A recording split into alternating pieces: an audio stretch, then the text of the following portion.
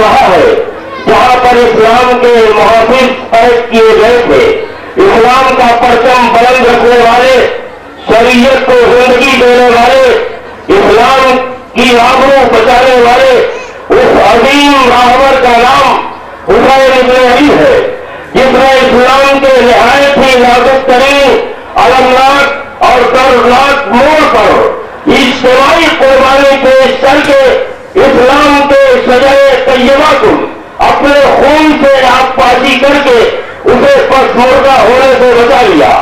ہمارا نظریہ ہے کہ ماتم حسین باعث نجات ہے، غم حسین میں آنسو بہانا عبادت ہے، امام مظلوم کا غم منانا عبادت ہے، علی والے گرامی قدر امام مظلوم کا غم منانا عبادت ہے، اور امام مظلوم کا غم ہماری زندگی کا سہارا ہے۔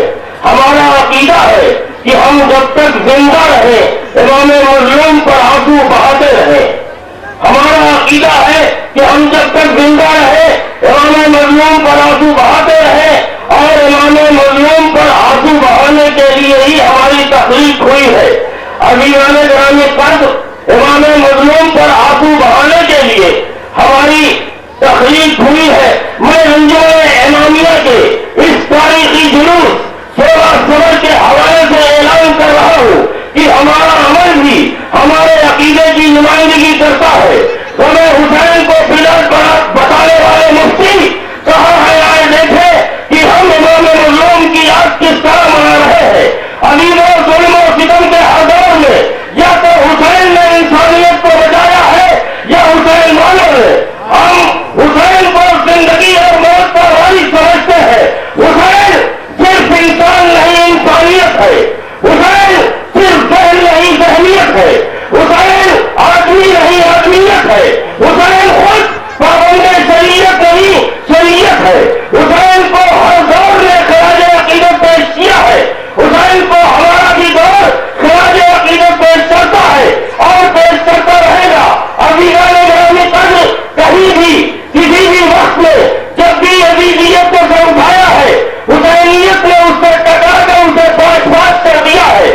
اب بھی الجھ رہا ہے ابیدی ہجوم سے، اب بھی الجھ رہا ہے یزیدی ہجوم سے۔ شبیر تم نے دین کو غازی بنا دیا، اب بھی الجھ رہا ہے یزیدی ہجوم سے۔ شبیر تم نے دین کو غازی بنا دیا تو تجھ پر درود پڑھ کے پہنچتی ہے آپ کے پاس، تو نے نماز کو بھی نمازی بنا دیا۔ تجھ پہ درود پڑھ کے پہنچتی ہے آپ کے پاس، تو نے نماز کو بھی نمازی بنا دیا۔ آئیے اسی پس منظر میں گزارش کر رہا ہوں عالی جناب مولانا ڈاکٹر ریحان گوپال پوری سے کہ وہ تشریف لے آئے۔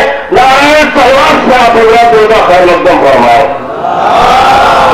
صلی اللہ رسول کریم وآلہ الطیبین الطاہرین المعصومین المظلومین۔ اما بعد فقد قال امام جعفر صادق علیہ السلام: من اراد اللہ بہ الخیر قذف فی قلبہ حب الحسین۔ ہمارے چھٹے امام حضرت امام جعفر صادق علیہ السلام کہ جب اللہ کسی کے ساتھ بھلائی کا ارادہ کر لیتا ہے تو اس کے دل میں محبت حسین کو اتار دیا کرتا ہے۔ اتنا بڑا لشکر تو کسی بادشاہ کا خزانہ خالی کر کے بھی اس طرح اتنا مخلص نہیں ہوتا جتنا انسان آج بھی میرے حسین کے لیے جان کی بازی لگا رہا ہے۔ میرے حسین کو یزید بے وطن کرنا چاہتا تھا، لیکن آج تو پوری کائنات حسین کا اپنا وطن ہے۔ آج تو ہر دن حسین کا گھر ہے، آج ہر جگہ حسین کا ماتم ہو رہا ہے۔ اور اگرچہ آپ یہاں آئے ہیں تو یہ سمجھ لیجئے کہ چھٹے امام کی حدیث کے مطابق اللہ نے آپ کے ساتھ بھلائی کا ارادہ کر لیا ہے۔ اللہ جب کسی کے ساتھ بھلائی کا ارادہ کرتا ہے تو اس کے دل میں محبت حسین کو اتار دیا کرتا ہے۔ یہ معنی کبھی بھی مکمل ہوا ہو یا نہ ہوئے ہوئے، لیکن جیسے ہی امام حسین کی ولادت ہوئی یہ معنی مکمل ہو گئے تھے، اس لیے کہ کوئی بھی شخص ایسا نہ رہا ہو کہ جو اعداد خداوندی کو مبتلا ہو لیکن تاریخ اس فرشتے کا نام بتاتی ہے کہ جس کا نام پطرس ہے، جو 500 سال کے عذاب الہی میں مبتلا ہے. سرکار ختمیت مرتبت کی ولادت بھی مطالبہ نہیں کرتا، مولا کائنات کی ولادت بھی مطالبہ نہیں کرتا، سرکار امام حسن کی ولادت بھی مطالبہ نہیں کرتا. لیکن جیسے ہی سرکار امام حسین کی ولادت ہوئی فوراً سوال کیا تم کہاں جا رہے ہو؟ کہا تمہیں معلوم نہیں نواز رسول پیدا ہوا ہے، ہم ولادت کی مبارکباد دینے کے لیے جا رہے ہیں. تو یہ سارے فرشتے حسین کی ولادت کی مبارکباد دینے کے لیے جا رہے تھے. تو یہ بتائیے یہ فرشتے کون تھے جس کے لیے مولا فرماتے ہیں علی بن ابی طالب علیہ السلام کہ جو فرشتے رکوع کی حالت میں ہے وہ قیامت تک رکوع کی حالت میں رہیں گے، جو فرشتے سجدے کی حالت میں ہے وہ قیامت تک سجدے کی حالت میں رہیں گے، جو فرشتے سلام کی حالت میں ہے وہ قیام کی حالت میں قیامت تک رہیں گے. لیکن جیسے ہی امام حسین کی ولادت ہوئی خالق کائنات کے فرشتے سے کہا تم سجدہ کر رہے ہو، تم رکوع کر رہے ہو، ارے حسین کی ولادت ہوئی ہے جاؤ مبارکباد دینے کے لیے. یعنی سرکار امام حسین نے سرکار امام حسین علیہ السلام کی ولادت پر فرشتوں کو اپنی عبادت چھوڑا کر کے حسین کی خدمت میں بھیج کر کے دنیا والوں کو بتا دیا یا تو میری عبادت کر لو یا تو ذکر حسین کر لو.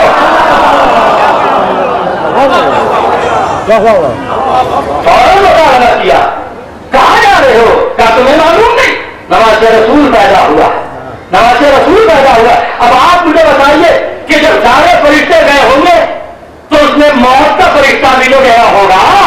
اس کا مطلب یہ ہے کہ جتنی دیر تک انسان ذکر حسین کر رہا ہے اتنی دیر تک انسان کو موت نہیں ہے. یہ فرشتے سے فوراً مطالبہ کیا کہاں جا رہے ہو؟ کیا تمہیں معلوم نہیں؟ فوراً بڑھ کر سہارا دیا. یہاں پر مجھ جیسا خطا کار ہو گیا ہر انسان بھی ہوتا دیکھنا لیکن یہ سوچتا یہ وہ فرشتہ ہے کہ جو عذاب خدا بندی میں مبتلا ہے، کہیں خالق کائنات کا نام نہ ہو جائے. فوراً جبرائیل نے بڑھ کر سہارا کیا. تو کیا جبرائیل سے کوئی غلطی ہوئی، کوئی خطا ہوئی؟ اگر جبرائیل سے غلطی ہو جائے تو معاف کیجیے گا، آپ کا قرآن میں شروع ہو جائے گا. اس لیے کہ قرآن کے پہنچنے کا ذریعہ جبرائیل ہے، قرآن کے پہنچنے کا سورس جبرائیل ہے. تو جبرائیل سے کوئی خطا نہیں. ہم نے کہا جبرائیل جیسے ہی مطالبہ ہوا فوراً بڑھ کر سہارا کہہ دیا. کیا تم نے سنا نہیں جب ولادت حسین ہوئے تھے تو جہاں پہ ہم پر بہت کچھ کہہ رہے تھے وہاں یہ بھی کہہ رہے تھے آپ پر اللہ محبت حسین، جو حسین سے محبت کرتا ہے اس سے اللہ بھی محبت کرتا ہے. تو یہ تقاضا محبت حسین کی دلیل بن گئی. اس لیے اجازت لینے کی ضرورت نہیں، فوراً ہی بڑھ کر سہارا دیا، فوراً ہی بڑھ کر سہارا دیا. اب جب فرشتہ آیا تو کیا کہا پیغمبر نے؟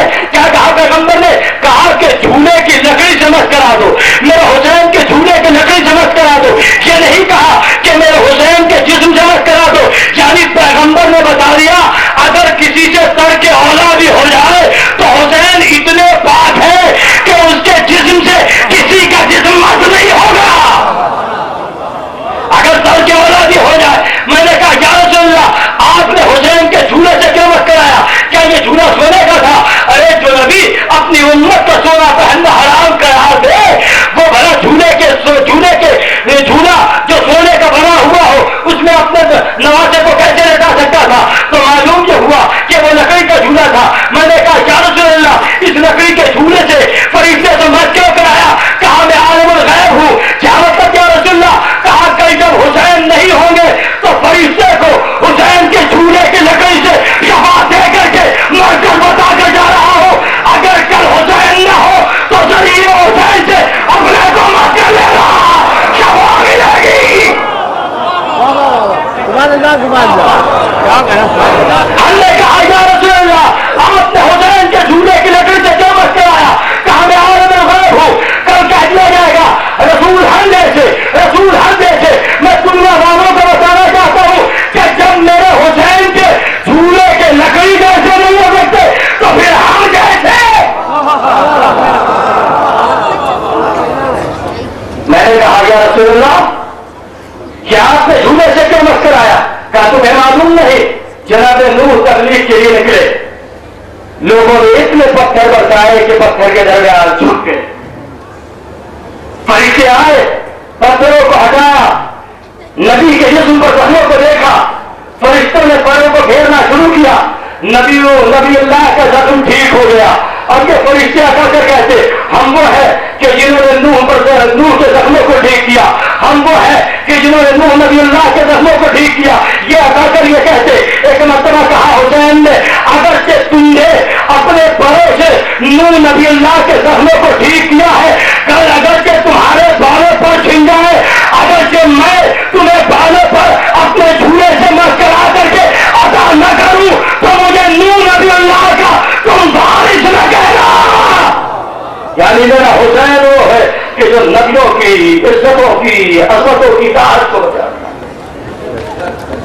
ہے۔ کیا جملہ کہا؟ میرا حسین وہ ہے کہ جو نبیوں کی عزتوں کی عظمتوں کی داعش کو بچاتا ہے۔ جیسے ہی دھولے سے بس کیا فوراً چھنے ہوئے بالوں پر ملے، اب تو چھنے ہوئے بالوں پر ملے تو اب کیا کہہ رہا ہے؟ مم مصری انا تحریک الحسین، مجھ جیسا کون ہو سکتا ہے؟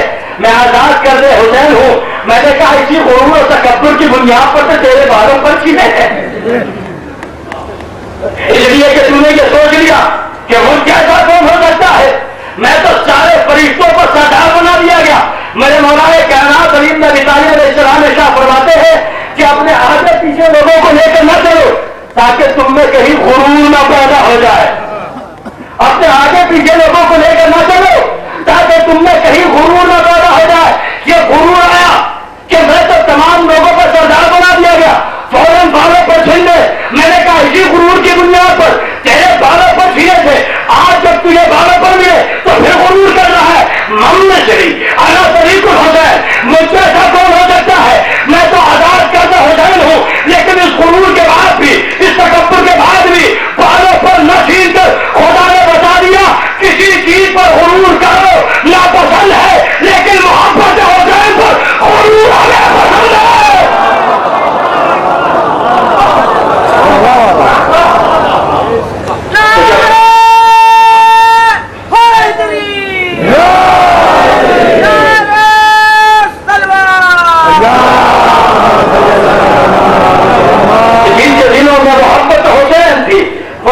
چمٹ کر کے حسین کی بارگاہ میں پہنچ رہے تھے۔ مختصر سمجھنا تھا مگر اس میں محکم تھا، سن کے اعتبار سے مختلف تھے مگر دل کے اعتبار سے ایک تھے۔ بظاہر 72 دل اور 72 جسم تھے لیکن حقیقت میں ایک دل تھا اور 72 جسم تھے۔ میں حسین کو یزید سے وصل کرنا چاہتا تھا لیکن آج ہم دیکھو دنیا کے ہر معاشرے میں حسین کا پرچم لہرا رہا ہے۔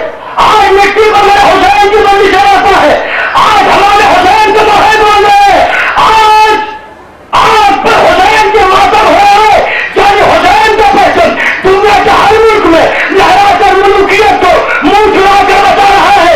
یزیدیت کا تمسخر اڑایا گیا کہ نہیں؟ یزیدیت کا تمسخر اڑایا گیا کہ نہیں؟ میرا حسین زمانے پہ چھوڑ گیا کہ نہیں؟ میرا حسین آج کے ہاتھ سے اللہ پر حکومت کر رہا ہے۔ اگر قرآن کربلا میں بھائی کا نام آئے اور بہن کا نام نہ آئے تو مضمون کچھ رہ جائے گا۔ اس لیے کہ اگر حسین پیکر اسلام تو زینب اس کا جمال تھی، اگر حسین محافظ اسلام تو زینب اس کی نگہبان تھی، اگر حسین بانی اسلام تو زینب اس کا تکملہ، اگر حسین شجر اسلام تو زینب اس کے نگہبان، اگر حسین مقصد اسلام تو زینب اس کی نقیب۔ دونوں بھائی اور بہن کی محنتوں کا نام اسلام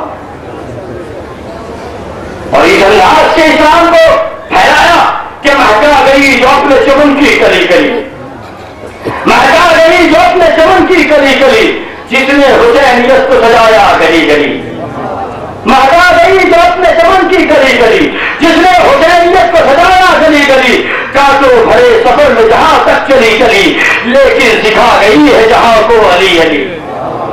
مہکا گئی جو اپنے چمن کی گلی گلی، جس نے حسینیت کو سجایا گلی گلی، کاٹو بھرے سفر میں جہاں تک چلی چلی لیکن سکھا گئی ہے جہاں کو علی علی۔ اسلام بچ گیا یہ اسی کا کمال تھا ورنہ خدا کے دل کا تعارف وہاں تھا۔ اس لیے کہ اگر حسین نے قربان ہوئے تو زینب نے بھی قربانی دی ہے، اگر حسین نے سر دیا تو زینب نے بھی اپنی رضا دی ہے، اگر حسین نے بیٹے قربان کیے تو زینب نے بھی اپنے سر نثار کیے، اگر حسین کے کاندھے پر کوئی علم تھا تو زینب کے بھی کاندھے پر بھی بار غم تھا، وہ زینب جس کے پہاڑ رسیوں میں باندھ دیے گئے، وہ زینب کہ جو میرے دا پھرائے جا رہی ہے، قافلہ آگے بڑھتا چلا جا رہا ہے۔ ایک مرتبہ سید سجاد کے آنکھوں میں آنسو آئے، زینب صاحب کے میرے لال تیرے آنکھوں میں آنسو کیوں ہے؟ کہا بھی اماں اگرچہ پردیش میں کوئی مصیبت گزر جاتی ہے اور اگر کوئی چاہنے والا آ جاتا ہے تو پھر آنکھوں کے آنسو نہیں رکتے، یہ نفسیاتی بات ہے۔ اگرچہ کوئی مصیبت انسان پر گزر جائے اور اگر کوئی چاہنے والا آتا ہے تو آنسو نہیں رکتے۔ کہا میرے لال اس کوفے میں کون آ گیا؟ میرے لال اس کوفے میں کون آ گیا چاہنے والا؟ کہا بھی اماں وہ جو گھر سامنے نظر آ رہا ہے وہ چچا حبیب ابن مظاہر کا گھر ہے۔ کہا میرے لال جب سے میرا بھیا مار آ گیا کسی نے ہمیں پہنچا نہیں دیا۔ جب میرے لال نے کہا ناکا سے کہو کہ ہمارے اونٹ کو حبیب ابن مظاہر کے گھر کے قریب کر دے تاکہ میں حبیب کے سودا کو پہنچا دے سکوں۔ ناکا نے حبیب ابن مظاہر کے گھر کے قریب زینب کے ڈھانچے کو قریب کیا۔ ایک 9 یا 11 سال کا بچہ نظر آیا۔ کہا بچے تمہارا نام کیا ہے؟ کیا مجھے علی کہتے ہیں؟ کیا تیرے باپ کا نام کیا ہے؟ کیا میرے باپ کا نام حبیب ابن مظاہر ہے؟ میرے باپ کا نام حبیب ابن مظاہر ہے۔ اب تو زینب نے سنا، فاطمہ کی لال طرف سے کہا تیری ماں کہاں ہے؟ کہا میری ماں سحر خانہ میں قرآن کریم کی تلاوت کر رہی ہے۔ کہا میرے بچے جا اور جا کر اپنے ماں سے کہہ دے کہ کچھ قیدی آئے ہیں جیسے تم سے ملنا چاہتے ہیں۔ بچہ دوڑتا ہوا قریب پہنچا۔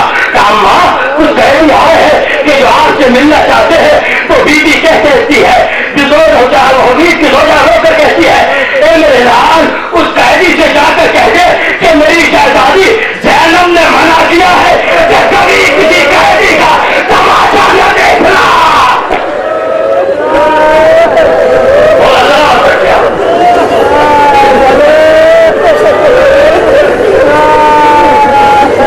کبھی کسی قیدی کا تماشا نہ دیکھنا۔ بچہ دوڑتا ہوا قریب پہنچا۔ بیوی میری اماں آنے سے منع کرتی ہے۔ کہا کیا کہتی ہے؟ کیا میری اماں کہتی ہے کہ میری شہزادی زینب نے کہا تھا کبھی کسی قیدی کا تماشا نہ دیکھنا۔ ارے یہ سندر تھا فاطمہ کا رہا۔ ارے فاطمہ کی بیٹی ماتم کرنے لگی۔ اے میرے بچے کیا کہ اپنی ماں سے کہتے کہ جس شہزادی نے کہا تھا کہ قیدی کا تماشا نہ دیکھنا آج وہی بیوی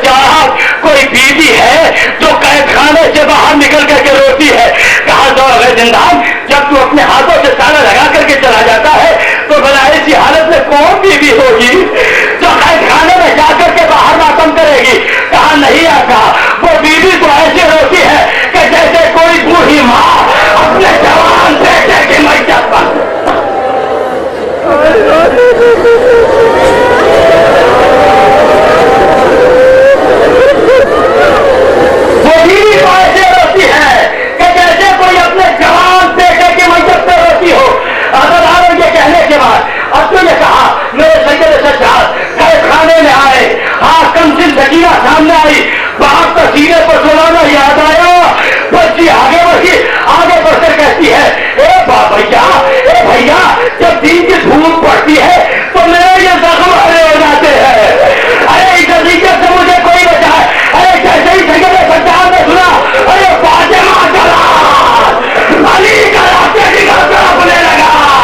ایک جملہ کہا پران سکیا جب دھوپ کی شدت بڑھتی ہے تمہارے سر مارے جاتے لیکن ہارے میرے بابا کربلا میں انہیں چھوٹا دم کھاتا. ارے بڑا دل کی دھوپ رات کی اور تو سکینہ سنا کلیجہ پکڑ کر کے کربلا کا رخ کر کے کہا بابا مجھے معاف کرنا تیری لاڈلی کے سر پر چادر بھی تو نہ تھی.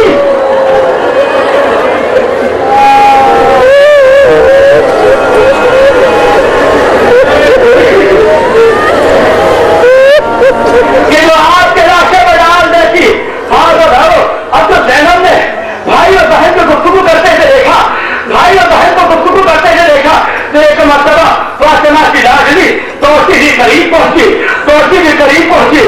ہاں دارو جیسے ہی بوبی کو دیکھا کہا بوبی اللہ ابے دارو میں زندان آیا تھا, وہ یہ کہہ رہا تھا کہ کوئی بیوی رات کی تاریکی میں آج رات پہ جا کر کے کوئی بیوی کا کھانے سے باہر ہوتی ہے.